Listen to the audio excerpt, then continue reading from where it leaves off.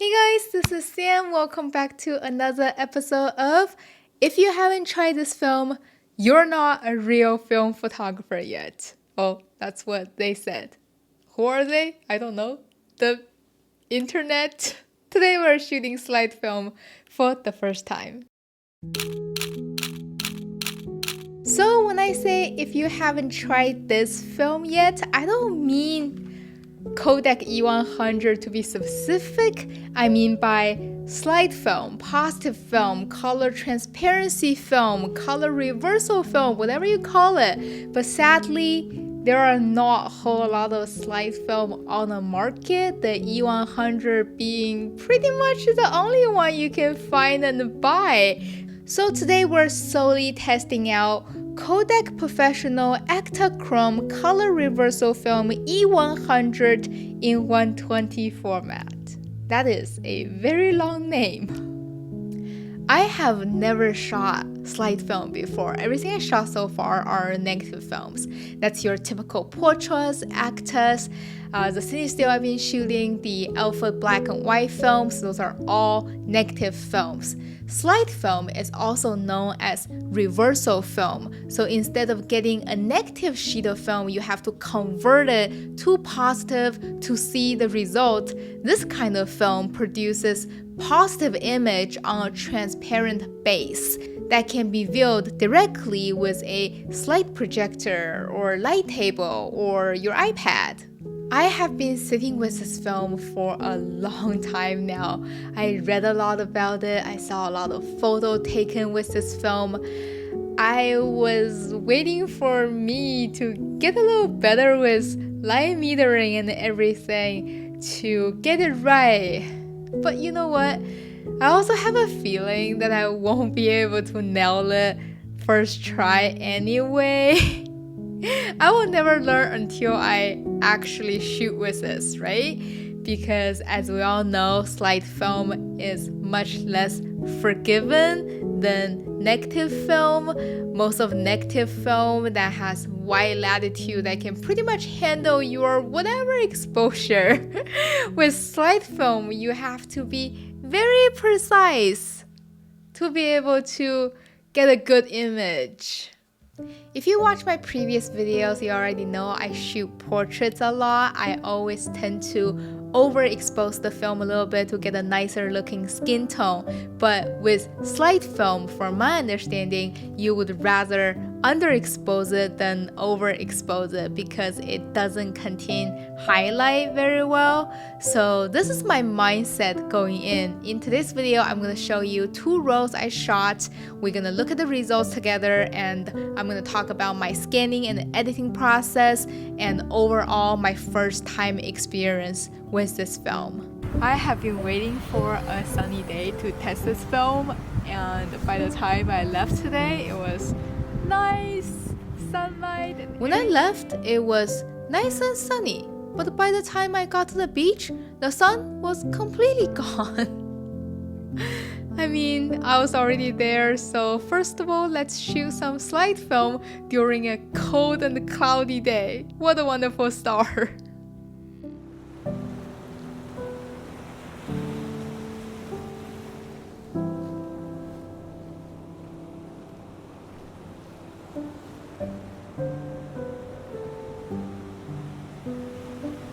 The first shot turned out very blue. In fact, the whole roll turned out pretty blue. For some shot, it just doesn't look right. Can I take a picture of you? Sure. Alright, let's, can you turn like, oh, here's good.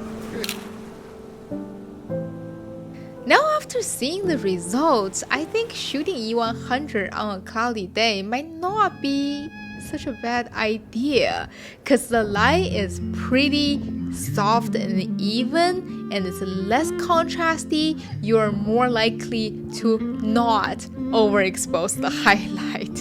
The dynamic range of this film is so low. Look at this shot. Even with this soft and even overcast lighting, part of the highlight on his white suit still almost gone.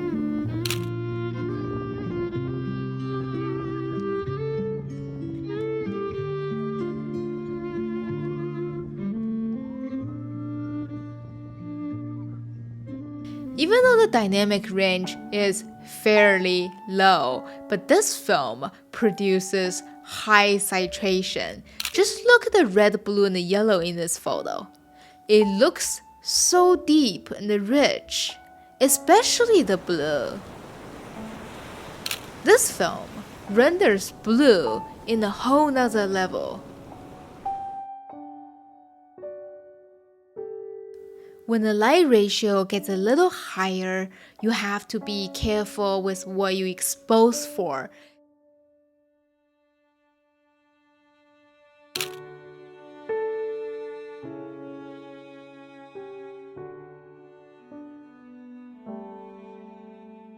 This film roughly has 4 stops of dynamic range, so I heard, but I highly encourage you to run some test shot yourself to find out the limitation between the highlight and the shadow.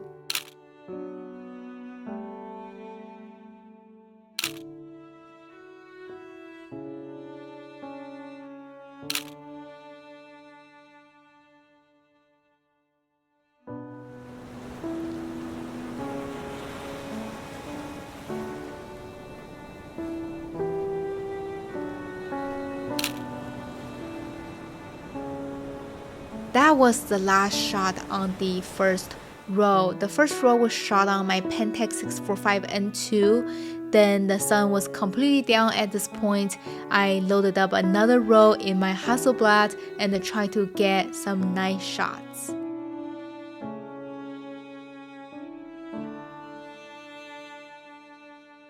This 2-shot turned out pretty nicely. What you see here is the film sitting on my iPad with the full brightness turned up. The color looks even more vivid on the film itself. This is the shot I'm setting up for. It's almost 11. It's still a lot of people walking around. Coming here on a Sunday is definitely not a good idea. I probably have to come back. I waited for a long time to get a clean shot of this burger place, but it was Sunday and there's always people walking back and forth and it's getting late. I decided to wrap it up for the day. Yeah, I'm wrapping up for the night. But I still want to see this film in bright sunny daylight, so I waited for another sunny day. I went back to the same location and finished the rest of the row. Alright, today looked like a nice and a sunny day. Again, I'm gonna go back to Santa Monica and to finish the rest of the row. I like to come to Santa Monica to test a film that I've never shot before because there are a lot of color, a lot of people. I can also compare to other film stock that I have shot here before.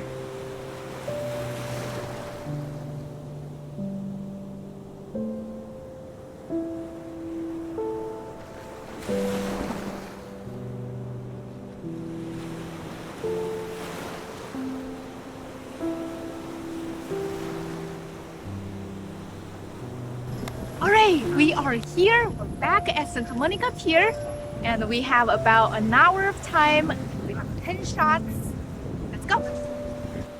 When I scanned the film into digital files, I did not look at the film and try to match the color. I edit them however I imagine this film should look like, just like how I edit my negative films.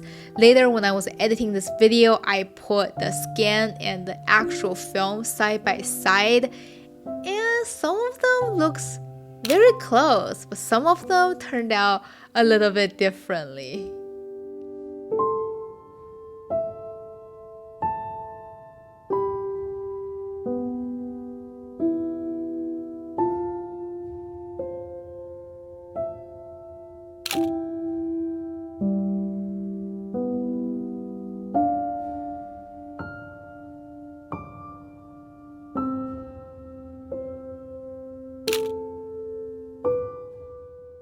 So when the scene is fully exposed in sunlight, you will get this beautiful and vibrant color. but if there's a shadow and if the light ratio is high, if we expose for the highlight, the shadow part would easily be gone. You can still see the water under the bridge in this video clip, but not in the film, because in this case, the digital sensor has more dynamic range than the film.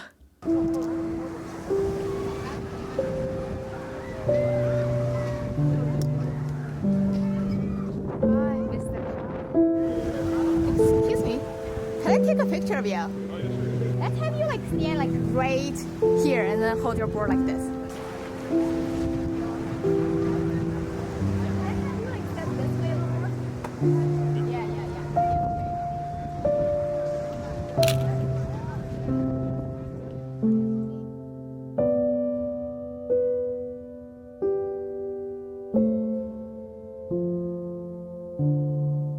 And here are some more extreme examples. I exposed for the view outside the window and pretty much lost all the details in the shadow areas, which is expected.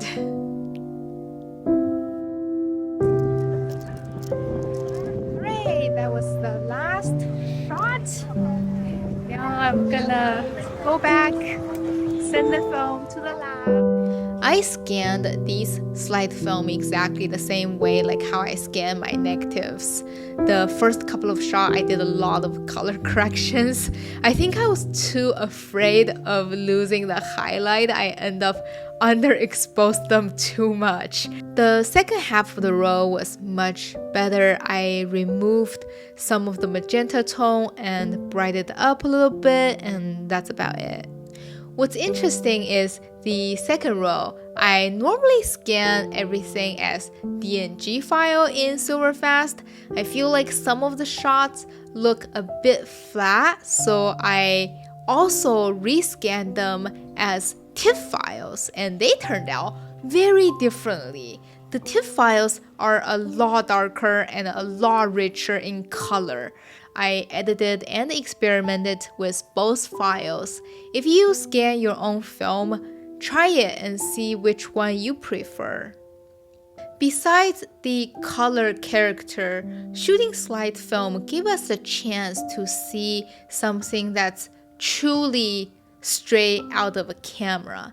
I think whether it's negative film or positive film, once you try to digitize it, editing will always be involved no matter what, because different scanner and a different software with different setting will always give you different results. Different technician from different lab will give you different results. In my opinion, once you scan the film, there is no such a thing that's straight out of camera anymore.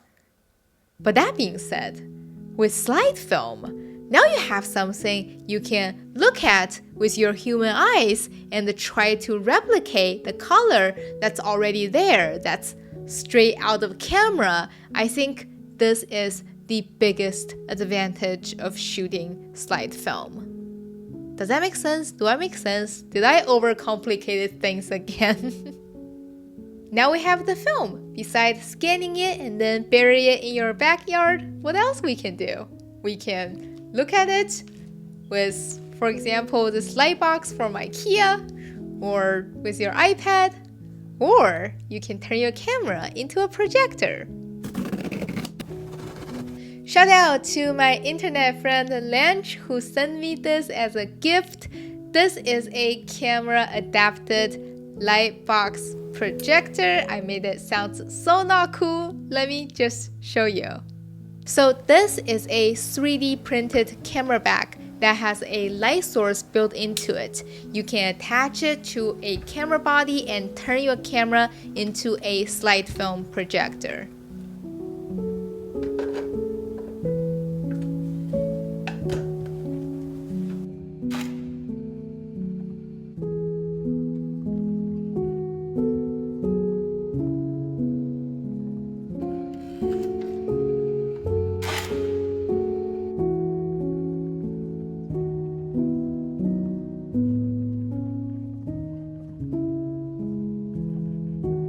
Isn't this cool?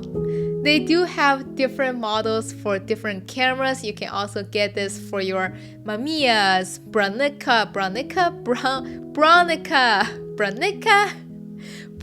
and other cameras. I will leave his Instagram down below. If you're interested, you can go check it out. Overall, I think this film has very low latitude, but very high saturation, very fine grain, and very sensitive to contrast. It produces a very specific look. When you get it right, it can look amazing, but it's more difficult to get it right. And this film itself is more expensive than the negative films, and to develop this film with the ECN2 process is also more expensive. And on top of that, not all labs can do ECN2 process, and some of them will take much longer to process. Overall, this is a more complicated film to shoot for sure. I actually don't see myself shooting a whole lot of this film because, for one, the 100 speed is a little low for me, and the saturation is a little too much. Besides, it's more expensive. It's really just more expensive. Well, I guess it's still a little early to say because we haven't shot portrait with this yet. I guess down the road we'll try shoot some portraits and see how we like it then. Still not gonna shoot a whole lot because it's too expensive. Alright, this is it for this week's video. I am wondering how this film compared to the Acta 100 though. Isn't that confusing? You have Acta Chrome 100 and Acta 100. They're both Acta 100. Anyway, I will put that on my to-do list.